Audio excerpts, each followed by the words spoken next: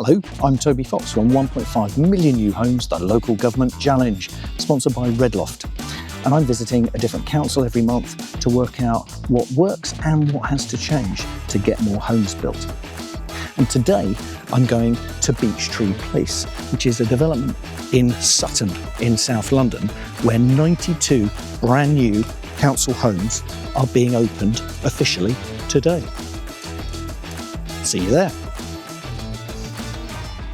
So we've been here before, back in September 2025, when we last visited Beech Tree Place, and we heard the story then about how the contractor had gone bust and the site was stalled and it might never get delivered at all.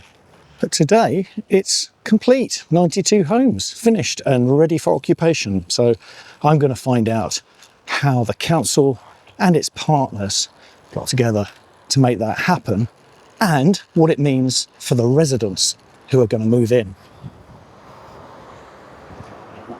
Adam, take us back to the original scheme. What was here before and what was supposed to happen? Okay, so before this was 20 homes. They were failing. They were homes for elderly people, and to be honest with you, I think they were probably built 50s or 60s, and they were failing. They were not the quality that London Borough of Sutton would like to provide for its residents. So the original plan was to knock down those homes and then to build the scheme in a couple of phases. And the original plan was this number of homes, so the increase in density, which is really important in terms of viability. So. And how did it feel, that moment when you found out that the contractor developer Real had gone bust and the scheme was stalled? How did that feel? To be honest with you, it felt like we're going to roll our sleeves up and get stuck in. That was my immediate response, was right, okay, this kind of stuff happens, and I was absolutely confident in the team I had around me that we could get stuck in and we could get it sorted. And, you know, interestingly, between Real being employed on the scheme and also bringing Bugler on board, what we'd done as a developer was we'd revised the planning, so we'd made it somewhat easier to build, and we had also rehoused all of the existing residents. And what that meant was the scheme could be delivered in one phase. And that, in terms of from a contractual proposition, is a significant benefit. Fantastic. And what's different about this place now compared to how it was before you started work here? What's changed?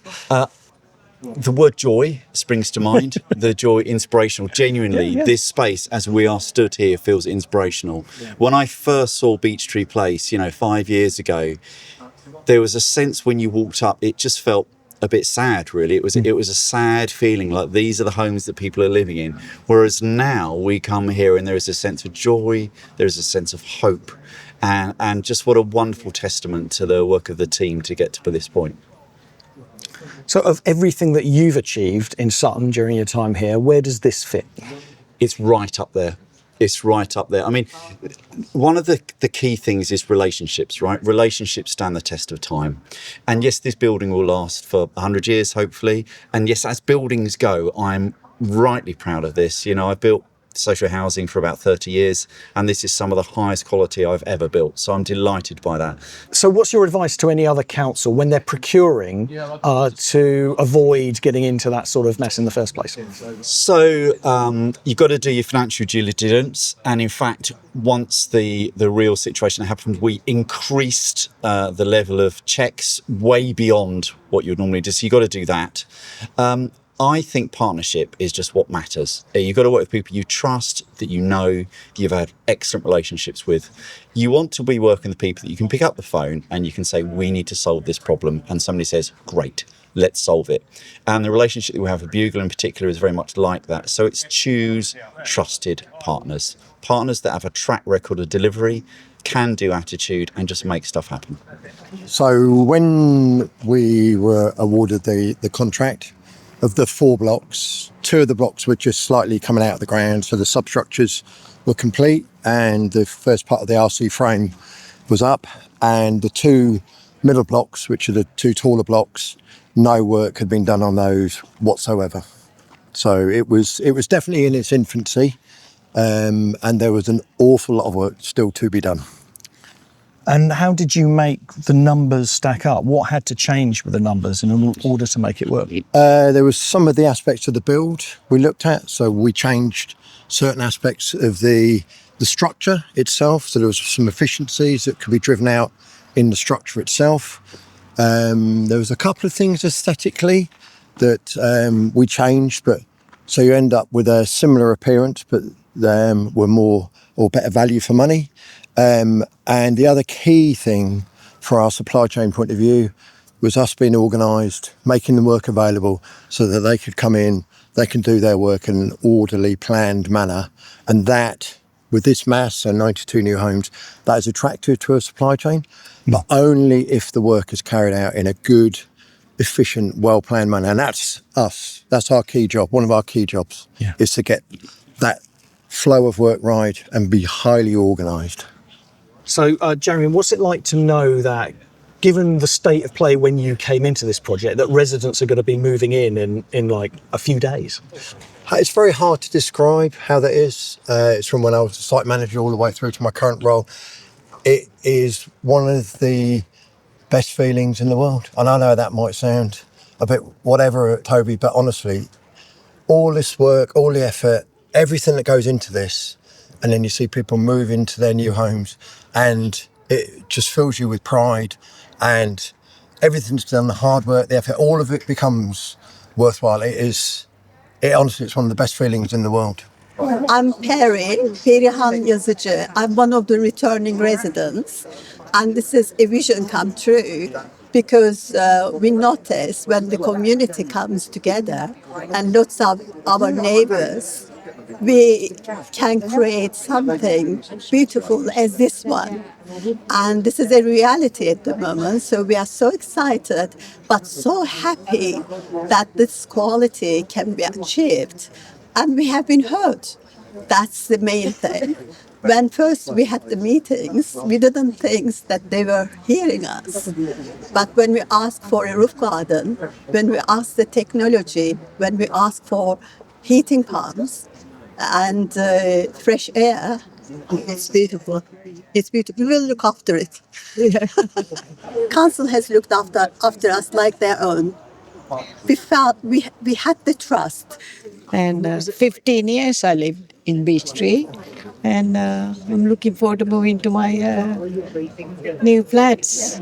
Yeah, I saw my new flats, beautiful, and I love it. I'm looking forward to moving in. And how were you looked after in the process of moving from your old place and waiting for the new place to be built? They find us new temporary accommodations. They showed us few alternatives, so we choose the one that we like. We had garden, and it was really nice flats, good company, and warm flats. But of course, we wanted to come back to our own. It's the biggest development that we've done as a council for a while. 92 homes. You were with us at Wiltshire House a while ago. That was right. Significant for the council. This is a step change above that. So it's learning and sort of taking some of the learning from Wiltshire House and applying it at scale here at Beech Tree Place has certainly been an interesting challenge for us. It's more the sort of the mechanics of like move-in day, that kind of thing. Because with smaller projects, it's a bit easier to manage here. We don't want 92 households suddenly all turning up at once. So that's a new challenge for us. Whereas with like Wiltshire House, it's a bit easier to manage that if everybody turned up at once. But in terms of like the design principles, they're very much the same. It's doing it at scale. And what's the challenge for us is, right, what do we do next? How do we take the learning from these 92 homes and apply them to Westmead Road, where we're doing 35 new homes there, and everything else we want to do going forward. The original contractor for this project went bust in the middle of the process. So Bugler, our contractor, who is on site now and is now doing other projects for us, they stepped in quite quickly. Which means that despite those challenges, it's the only project in London that's had a contractor go bust and still be on time and on budget, which I think is a testament not only to Bugler, but also to the team at the council for managing what could be quite a difficult situation and keeping things on track. And then the end result for the residents here is they get their homes on time. It's using the sites we've got available to us to get like homes built where we can.